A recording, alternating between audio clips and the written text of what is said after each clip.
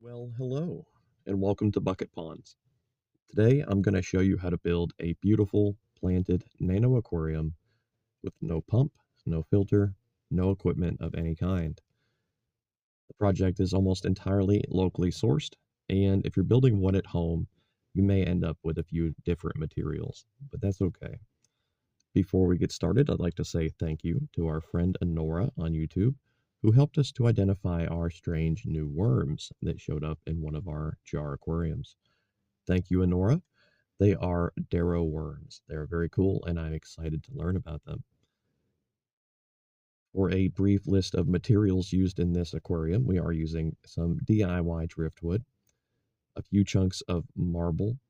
Marble chunks will help to level out the pH and add a bit of calcium into the project as well, and they look really cool. We're also using some backyard sand. I have rinsed and washed this several times. It very much resembles beach sand, though it actually came from a river a long time ago. We're also using some moss from our mini moss farms, which you may or may not have seen on YouTube. There are a ton of small plants in here, but that's okay. We don't mind extra plants. So our simple driftwood here, this is a stick. I think it's oak, though I can't be sure.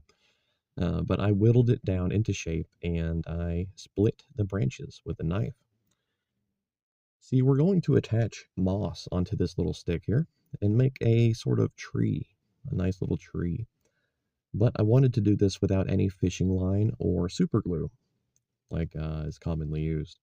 So we came up with an ingenious method of splitting the little branches, and we're going to wedge the moss into those branches. Here's our moss, straight from the mini moss farm. I believe it is Hypnum moss.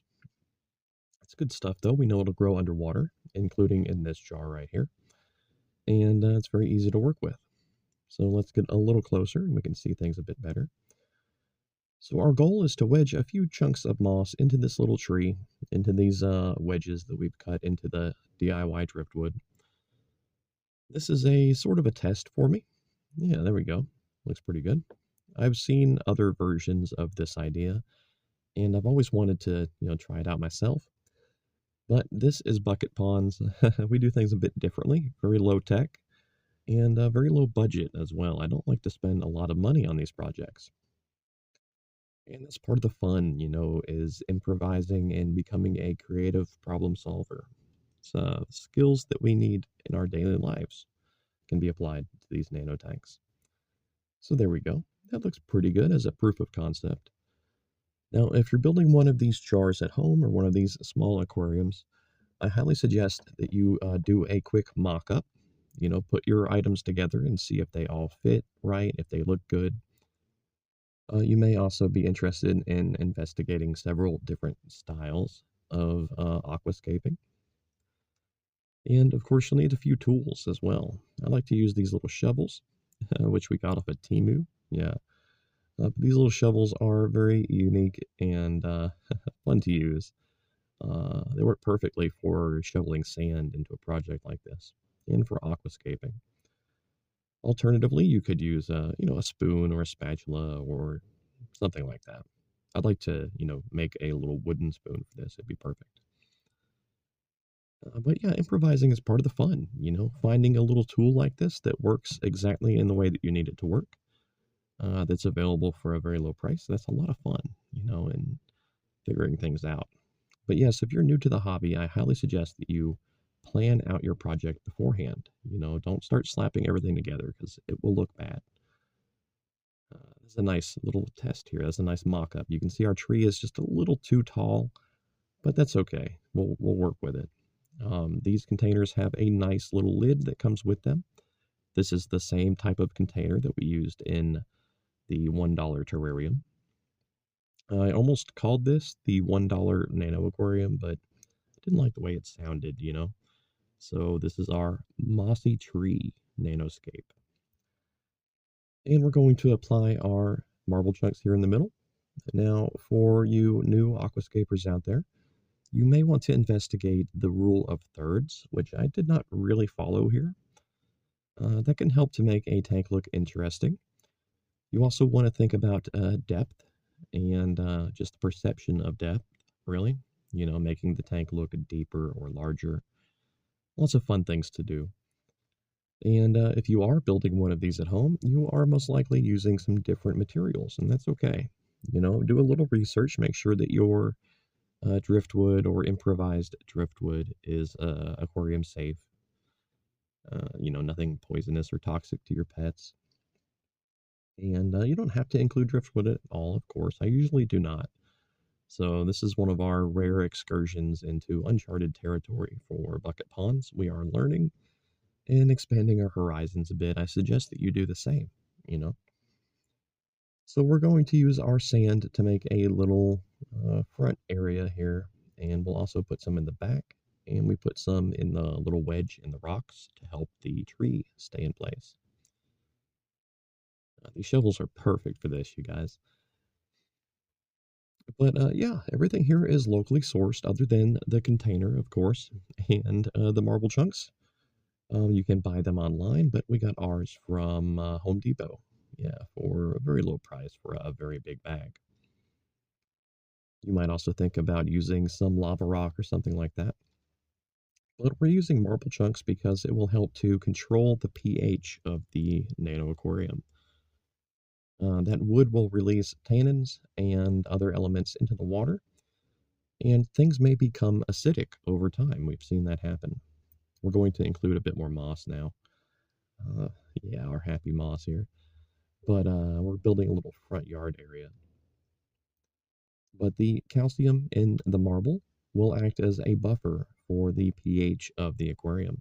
So if it becomes acidic, the a little bit of the marble will dissolve essentially, and it will modify that pH and bring it back towards 6.8 or 7. So marble chunks are very useful in this way. Now, a few of you have asked about bladder snail shell health, and I did mention this at the beginning of the video. This jar, this container, is being built to house a few bladder snails. And shell health is very important. If you have acidic water, it will slowly leach calcium from the snail's shells in the same way that it would affect the marble. So that marble acts as a bit of a buffer and kind of protects the bladder snail's shells in that way. They will also rasp or lick the marble quite a bit, and I think that they might get a bit of calcium that way as well. So we've turned on our very powerful light, and now we can see everything a bit better. This is Bucket Ponds. I'm constantly, working on our lighting and whatnot. And we're going to add some water. Now, I did clean the sand and all of the other elements, but I did not rinse or wash the moss. So that brought in quite a few small particles from the many moss farms, dirt basically, which is clouding the water in our new tank. Excuse me. Usually I do not like to do water changes, and we don't have to. But sometimes during setup, yes, it is necessary. So we filled it up and we drained it down. It looks pretty cool, actually. But we're going to fill it up one more time very slowly. If you're doing this at home, I would highly suggest that you pour your water directly onto your hardscape, your driftwood or your stone, because it will blow your sand around and make a bit of a mess.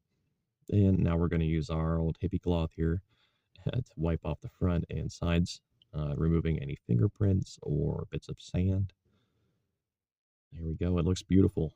And now we're going to add a few bladder snails. Yes. So the goal of this project is to build a very clean, very simple, and very open, very clear and visible bladder snail aquarium. Don't worry about all the tricks and things that I've taught you guys over the years in terms of accelerating the bladder snail's breeding behavior. And don't worry about that at all. A normal bladder snail in a normal situation will reproduce very quickly.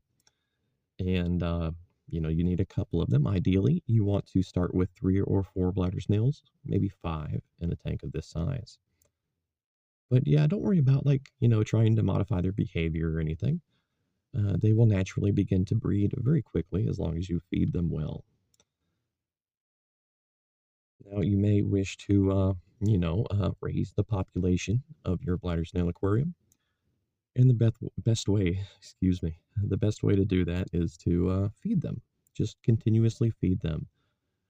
Don't feed your tank so much so that it becomes dirty or nasty, but provide plenty of food for your bladder snails, and they will breed in response to this food. They'll eventually hit a point where they have maybe 15, maybe 20 snails in a jar this size. And, based on the amount of food that you give them, they'll kind of stabilize their population and they'll stay around that number. I like to feed mine with cucumber slices that I sometimes squash to help them, break up a bit in the water. Cucumber's perfect. But a couple of you have mentioned on the comments that your bladder snails behave differently than ours and that they do not like cucumber slices. So it's a good chance that you have a different species. There are many different types of bladder snails, of Physa snails, and many different species out there, some of which have gone extinct in our lifetimes. This is very sad, of course. We'd like to go out there and capture a few samples of every different Physa species and raise them here at home. That would be amazing. But that's it, guys. That's our new nano aquarium. I hope that you enjoyed this. I hope that I helped you set one up yourself. Very big thank you to our YouTube members, Clay Wise and Wheelbite. And a thank you to our Patreons as well, who paid for these small containers. They're perfect. Thank you, Clay Wise, Swansea, Jay, Jeff Kiesner, Ashley Danielle, Jess, Kev Wheeler, and Wheelbite. Thanks so much for supporting us on both platforms. You guys are awesome. I can't say thank you enough. So instead, have a nice day. And